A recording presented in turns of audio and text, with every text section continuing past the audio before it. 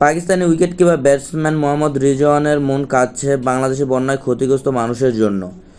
কয়েকদিনে প্রবল বৃষ্টি ও উজানে ভারতের ত্রিপুরা থেকে নামা আসা ঢলে বন্যা কবলিত হয়েছে বাংলাদেশের 12টি জেলা। সরকারি হিসাবে মৃত মানুষের সংখ্যা দাঁড়িয়েছে 18। বন্যায় ক্ষতিগ্রস্ত হয়েছেন প্রায় 51 লাখ মানুষ। বন্যা কবলিত মানুষের জন্য মন কাঁদছে ক্রিকেটারদেরও। শরীফুল ইসলাম, তৌহিদ হৃদয়, রুবেল হোসেন, নুরুল হাসান, এলামুল হকরা ফেসবুকে পোস্ট দিয়েছে দেশের মানুষকে বন্যা দুর্গতদের জন্য এগিয়ে আসার আহ্বান জানিয়েছেন। এবার শরীফুলদের মতো বাংলাদেশের বন্যার্থদের পাশে দাঁড়ানোর জন্য আহ্বান জানিয়েছেন পাকিস্তানের উইকেটকিপার ব্যাটসম্যান মোহাম্মদ রিজওয়ান। রাওয়ালপিন্ডি টেস্টে বাংলাদেশের বিপক্ষে খেলেছেন রিজওয়ান। প্রথম ইনিংসে বাংলাদেশের বিপক্ষে 171 রানের অপরাজিত ইনিংস খেলে রিজওয়ান এক্সে লিখেছেন, বাংলাদেশের বিধ্বংসী বন্যা আঘাত হেনেছে। আমার চিন্তা ও প্রার্থনা বাংলাদেশের ধৈর্যশীল মানুষের সঙ্গে আছে।